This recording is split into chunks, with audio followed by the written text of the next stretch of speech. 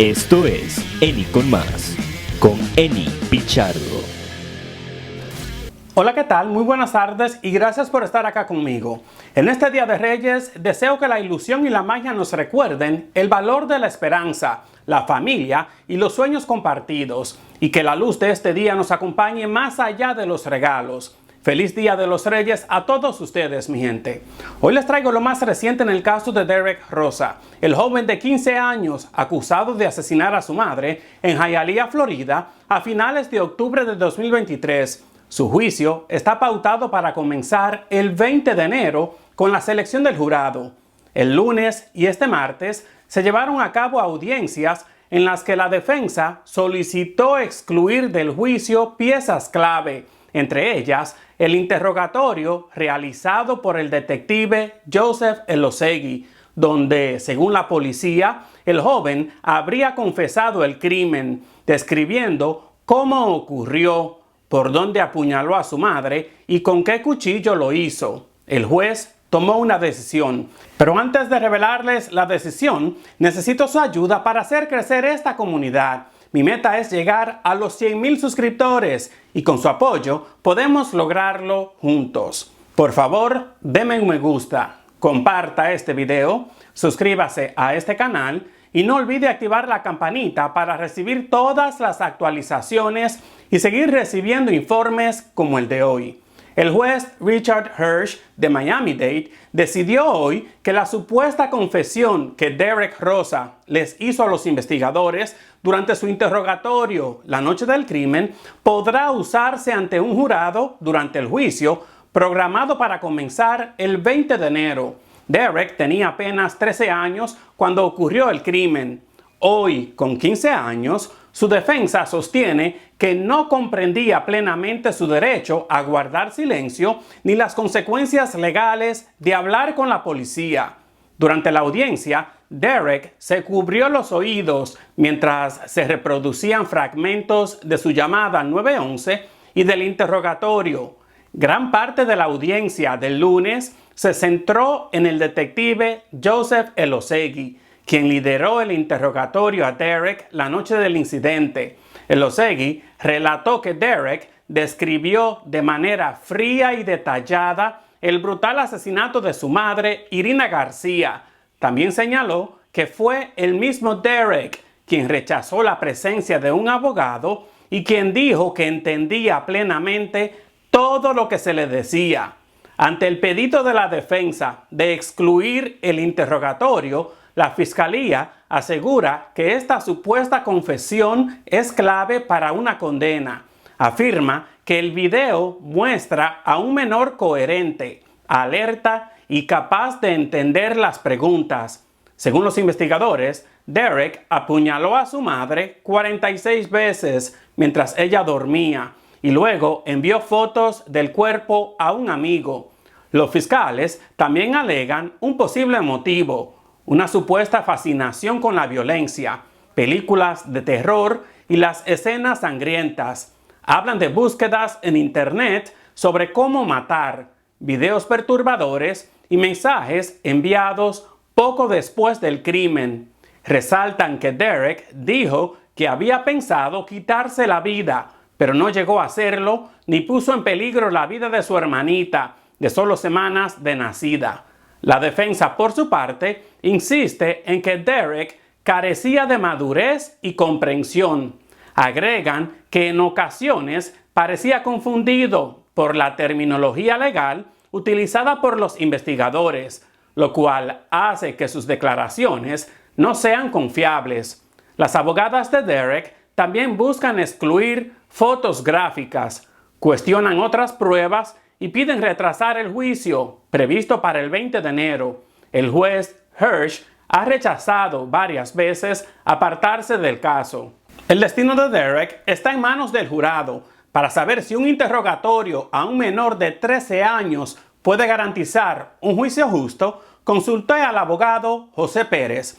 Escuchemos su explicación. Licenciado Pérez, como siempre, gracias por estar con nosotros y feliz y próspero año nuevo. Claro que sí, Eni, un saludo a ti y a todos tus seguidores y que este nuevo año traiga muchas cosas buenas para esos seguidores y que lleguemos al 1,000,000 de seguidores aquí en Eni con más. Siempre con la verdad. ¿Está el sistema de justicia penal realmente preparado para juzgar a chicos menores de edad como adultos en delitos tan graves como este?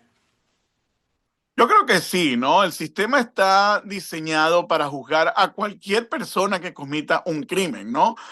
Por supuesto que diferentes estándares son aplicados para las personas dependiendo de la edad. No es lo mismo interrogar a una persona de 90 años con un deficiente mental o una esquizofrenia o un problema médico alternativo como por ejemplo una persona que esté sufriendo de Alzheimer, así como también a una persona que tenga 13 años de edad y que haya cometido un delito de este tipo. Tenemos que tomar en cuenta esas consideraciones. Yo creo que el sistema judicial está preparado para tomar ciertas excepciones y proveer ciertas distinciones en ese tipo de casos. Ahora, licenciado, en términos claros, ¿puede una confesión de un menor de 13 años ser válida legalmente o quizás en este caso correr el riesgo de caerse en el tribunal? ¿Qué exige la ley para que una confesión de un menor sea considerada válida en corte? Bueno, hay varios factores que normalmente se establecen para eso. Normalmente es el estándar de una persona razonable en eso, en los zapatos de la persona que está haciendo la confesión, pero yo creo que también el investigador, y en este caso el policía, tiene mucho que tomar dentro de consideración, porque acuérdate que, por ejemplo, en este video particular, en esta confesión particular, no solamente cuando le preguntan, ¿tú mataste a tu madre? Él mueve la cabeza y no dice realmente que sí, ¿no? Él lo que hace es asentar así con su cabeza y después le dicen, sácalo del pecho, dinos todo, sácatelo del pecho. Y él dice, ¿debería yo esperar por mi abogado? ¿Entiende? Entonces, claramente no es una confesión como que yo la maté, yo hice esto, sí, llévame preso. ¿Entiendes? Son diferentes cosas que se ven durante ese momento y el oficial es muy responsable de asegurarse de que como él es una persona menor de edad, como precisamente está teniendo una confesión de una persona que debería tener a un padre o a una madre en ese momento con él, como lo requiere la ley, entonces debería estar más seguro de obtener una confesión apropiadamente. Pero la edad de Derek, licenciado, ¿cambia el estándar legal al momento de evaluar si entendió sus derechos Miranda? Indudablemente, porque los derechos son los mismos para una persona de 10 años, de 13, de 20 o de 50. El problema no es de realmente dar esos derechos a la persona que está siendo acusada o que es sospechosa. El problema es que si esa persona en realidad los entendió en el momento que ya está expresando las cosas que van más allá después de haber recibido esos derechos, ¿no? Por ejemplo, en un caso particular, sobre todo de un menor de edad. ¿Qué requiere la ley? La ley requiere que esté un padre presente, al menos que la persona, en este caso el menor de edad, diga, no quiero mi padre presente. Requiere que esté un abogado presente cuando sobre todo pregunta por un abogado. En este caso, la definición sería, ¿preguntó o no preguntó por un abogado cuando él dice, mira, debería esperar por mi abogado? ¿Está pidiendo o no está pidiendo un abogado? Yo diría que sí. Yo diría que es claro que estaba pidiendo un abogado, así no haya dicho yo quiero un abogado, porque si no de lo contrario, ¿por qué iba a estar diciendo debería yo esperar por mi abogado? Usted mencionó, licenciado, al detective Joseph Elosegui, quien dijo ayer que tuvo mucho cuidado al leerle sus derechos a Derek, diagnosticado con autismo y ADHD. Desde el punto de vista legal, ¿piensa usted que lo que hizo Elosegui es suficiente? Yo creo que no, porque la excusa que le está dando es que si tuvo ese cuidado, pero yo no creo que tuvo ningún cuidado, porque fíjate que él dice de que él estaba con información de su padre, creo que dijo, de que no tenía ningún tipo de problema psicológico, de que no tenía ningún tipo de problema mental. Entonces, ¿cómo iba a tener un cuidado extra si supuestamente acaba de decir de que no sabía nada de que tenía ningún problema? Entonces, mira, no quiero decir que el oficial está mintiendo, pero eh, como árbitro neutral, podríamos decir, ¿cómo va a decir el oficial que tuvo un extra cuidado cuando él mismo está diciendo un minuto antes de que no tenía nada y de que le estaba hablando muy inteligiblemente y sin ningún tipo de problema? Entonces, ¿por qué iba a tener cuidado extra? Pero existe un protocolo legal que la policía deba seguir al interrogar a un chico con condición médica como las que sufre Derek. Yo creo que sí. No solamente creo en el sentido de que es razonable hacerlo, sino que la ley protege personas que tienen, por supuesto, discapacidades, que tienen diagnósticos, para tratarlos a un estándar más alto que simplemente una confesión normal de cualquier otra persona que no tenga ningún tipo de problema. Y el hecho de que Derek respondiera coherentemente, ¿invalida esto el argumento de inmadurez o confusión legal? Yo creo que no, yo creo que nosotros tenemos personas que tienen diferentes tipos de enfermedades, podemos hablar de síndrome de Down, podemos hablar de cuestiones de entendimiento, otro tipo de cuestiones neurológicas, y pueden responder muy bien, pueden hablar muy bien. Eso no quiere decir de que están comprendiendo todo lo que están diciendo inteligiblemente y como lo requiere la ley, claramente como debe ser.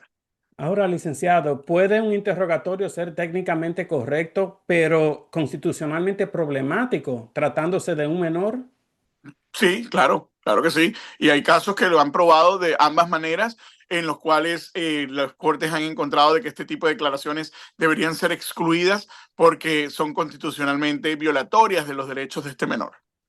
Licenciado, la fiscalía sostiene que Derek era un estudiante de honor, con calificación A y sin discapacidades. ¿Inteligencia académica equivale a capacidad mental legal?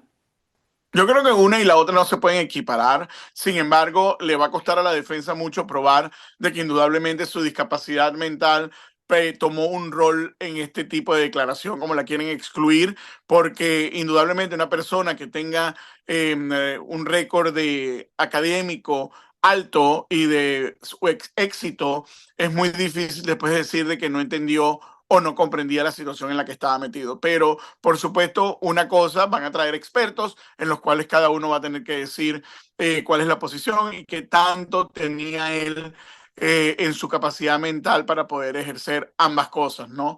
No es lo mismo estar en una declaración en el momento de una oficina policial que estar estudiando en tu casa unas horas antes del examen, repasando las cosas y después presentar el examen o presentar cualquier tipo de proyecto.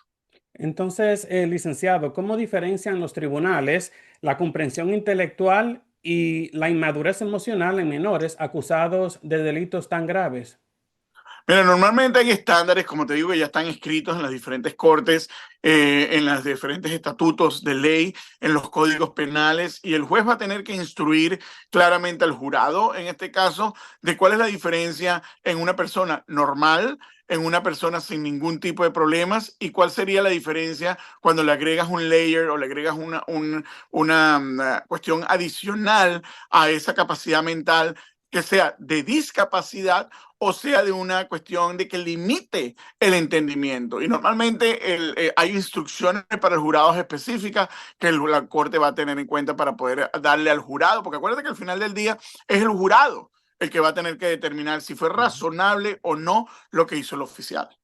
Y con todo esto, licenciado, ¿puede un menor entender los hechos, pero no las consecuencias legales de hablar con la policía?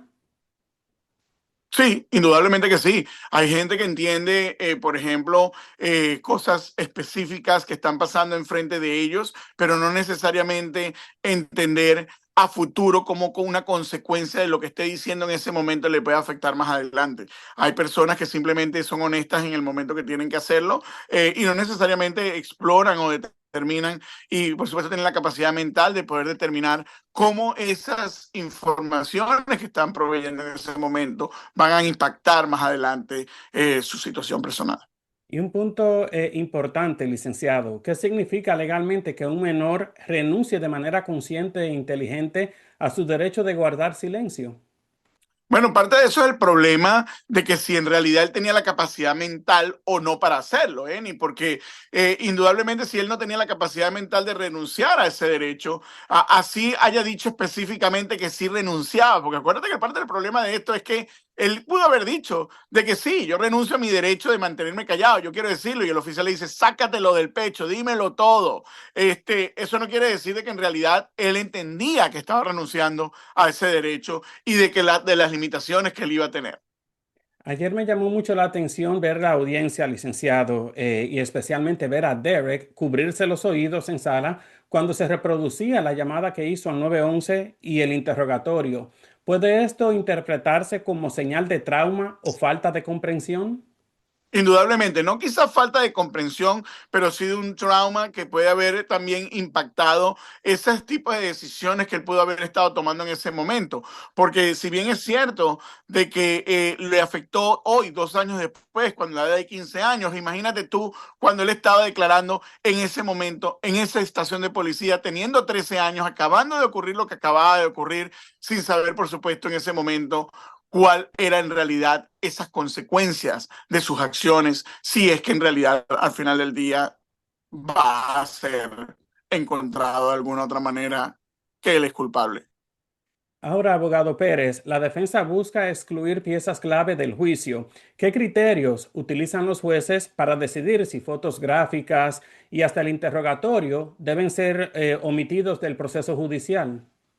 Sobre todo si fueron obtenidas ilegalmente, ¿no? Por ejemplo, el testimonio, esta declaración que él hizo o confesión que él hizo fue obtenida ilegalmente porque no se presentó su oportunidad de tener un abogado después que él pidió que quizás tenía que tener un abogado presente, o fue en violación de tácticas de interrogatorio, el interrogatorio duró mucho tiempo, el interrogatorio violó su derecho a tener una persona adulta con él. Es decir, depende de cuáles sean esas condiciones de violación, pueden por supuesto ser excluidas. Las fotografías, por ejemplo, también pueden ser excluidas si no tenían una orden de revisar, por ejemplo, un celular, a pesar de que, por ejemplo, él mandó unas fotos aparentemente a unos amigos y quizás van a querer utilizarlas.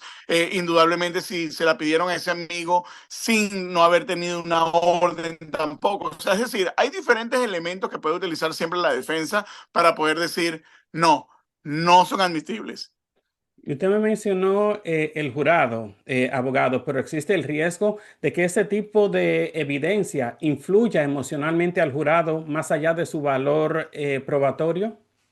Claro, indudablemente, y eso es lo que quiere el Estado. El Estado quiere que todas estas pruebas estén allí porque indudablemente influye y lleva al jurado a probablemente a ser convencido de que él cometió el delito y de que él debe ser sentenciado y se debe ser declarado culpable. Y entonces ese es el problema. Indudablemente hay muchas cosas que son inflamatorias. Por ejemplo, cuando él está describiendo el cuchillo y hace así en la mesa y dice que es así de grande el cuchillo que él utilizó en la cocina. Entonces, esos son tipos de cosas que indudablemente van a impactar en la mente del jurado. Entonces, licenciado, ¿cómo se equilibra el derecho del Estado a presentar pruebas con el derecho del acusado a un juicio justo? Bueno, mira, el Estado siempre va a querer presentar todas las pruebas que tiene. Todas, absolutamente todas, fueron entregadas o no por una persona debidamente autorizada, fueron obtenidas o no por una persona, en este caso un policía, un investigador debidamente siguiendo todos los pasos de procedimiento. Ellos van a querer tener todo y absolutamente todas las evidencias. Recuerda también de que ellos incluso deben presentar evidencias que son exculpatorias, es decir, evidencias que demuestren de que el demandado, en este caso el acusado, Derek, no cometió el delito o tenía una discapacidad mental o no comprendía las cuestiones. Ellos tienen que proveer todas las evidencias, no solamente las buenas, sino también las malas. Sin embargo, y no pueden ser selectivos en qué tipo de evidencia van a presentar. Pero sin embargo, todo este tipo de evidencias de video, por ejemplo, de fotos, de conversaciones, ellos van a tratar, por supuesto, de utilizarlas para siempre tratar de alguna otra manera convencer al jurado, más allá de palabras y más allá de los hechos que pasaron, visualmente, para que no se les saque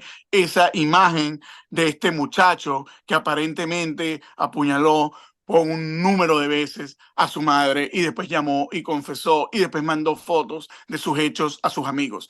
Todos esos, si los conectas así, oh my God, él lo hizo, es lo que van a querer decir los jurados. Algo interesante en este caso fue la salida del abogado principal, José Báez, de este caso. ¿Qué peso tiene el retiro del abogado Báez al evaluar una solicitud de aplazamiento del juicio? Mira, los abogados tenemos muchas razones por las cuales salirnos, ¿no? A veces no tenemos los acuerdos con los clientes de cómo queremos proceder.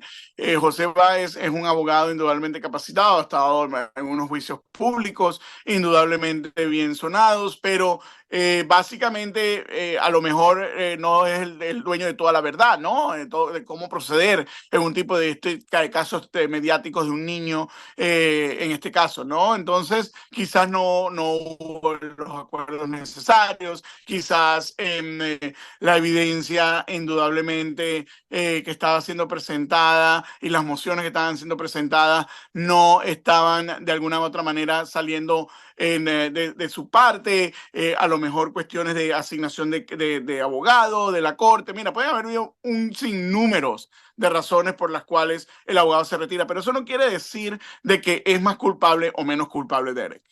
Pero es común que la fiscalía se oponga a retrasos, aun cuando la defensa cambia de abogados. Sí es común, indudablemente ellos quieren siempre proceder lo más rápido posible para sentenciar lo más rápido posible, pero mira, el defendido, en este caso el demandado o el acusado, siempre tiene el derecho a la defensa. Hemos visto en otros casos de que han pasado incluso años en poder llevar un caso a finalización porque clientes han cambiado de abogados 3 y 4 o 5 veces, ¿no? Por lo mismo que te acabo de decir, hay diferentes razones por las cuales se hacen ese tipo de cambios, ¿no? Y por supuesto, así la fiscalía quiera proceder. El juez no quiere tener un circo donde el representado, en este caso el acusado, va a representarse solo o va a tener violaciones que después, más adelante, si llega a ser encontrado culpable, van a una apelación y van a revertir el caso. Y finalmente, abogado Pérez, negar más tiempo a la defensa, ¿podría esto abrir puertas a futuras apelaciones? Sí, claro, indudablemente. Acuérdate que este tipo de casos criminales llevan un sinnúmero de apelaciones y de momentos en los cuales tú puedes seguir batallando más adelante después de una sentencia, después de una decisión de un juez, después de una exclusión de evidencia. Tiene que haber un sinnúmero de oportunidades en las cuales este tipo de crímenes, si son sentenciados y encontrados culpables, pueden intentar apelar en los diferentes sistemas de las diferentes cortes, pero es importante tener en cuenta de que sí, muchísimas veces los casos son revertidos y reenviados a la corte inicial. Abogado, y el juicio está pautado para comenzar el 20 de enero con la selección del jurado. ¿Qué debemos esperar con todo esto? Indudablemente que van a escoger el jurado, el caso va a proseguir de ese momento, después que se coja los jurados, se van a dar las instrucciones al jurado y va a comenzar un juicio que va a ser sumamente mediático, indudablemente va a tener muchas cosas interesantes que van a pasar en el sentido de que vamos a ver mociones de supresiones, mociones de testigos, mociones de expertos y bueno, esperaremos por supuesto que la verdad salga a relucir y ver cómo va el juez tomando decisiones, porque acuérdate que muchas de estas decisiones ni siquiera las toma, por supuesto, el jurado. El jurado al final del día solamente decide si es culpable o no. Muchas de las decisiones que llevan a esa culpabilidad o no son las que hace el juez antes de tomar el jurado el caso. Antes de irnos, abogado, ayer una persona me preguntó que por qué Derek sigue en prisión si según las leyes se presume inocente hasta que se demuestre lo contrario en un tribunal. Bueno, porque cuando hay cuestiones de fianza, hay un juez de fianza que toma la determinación si la persona es un peligro a la comunidad, si la persona es un peligro a familias, si la persona, por ejemplo, puede escaparse, lo que se llama un flight risk. Entonces, en el momento que el juez toma la decisión de todos esos factores que determinan si es una persona que puede cometer algún delito, si es una persona que puede tener un daño a la propiedad o a personas y puede escaparse, entonces el juez evalúa y decide si le dejan en libertad o no. Y en este caso, a él le dijeron que no podía salir en libertad. Perfecto, abogado Pérez. Como siempre, agradezco mucho su tiempo y su colaboración. Claro que sí. Un saludo a ti y a todos tus seguidores, Jenny. Y como les comenté, el juez Richard Hirsch determinó que la supuesta confesión de Derek Rosa a los detectives, especialmente a Joseph Elosegui, sí será admitida en el juicio por asesinato en primer grado. De ser hallado culpable, Derek podría ser condenado a cadena perpetua. Este es un caso que hemos estado siguiendo desde el principio y continuaremos informándoles con responsabilidad y rigor. Así concluye esta edición, agradeciéndole su tiempo y su confianza, invitándolo, como siempre, a que haga clic en el icono de me gusta y a que comparta este video. Y recuerde siempre suscribirse a este canal en YouTube. Yo soy Eni Pichardo y esto es Eni con Más, un breve informativo, siempre con la verdad.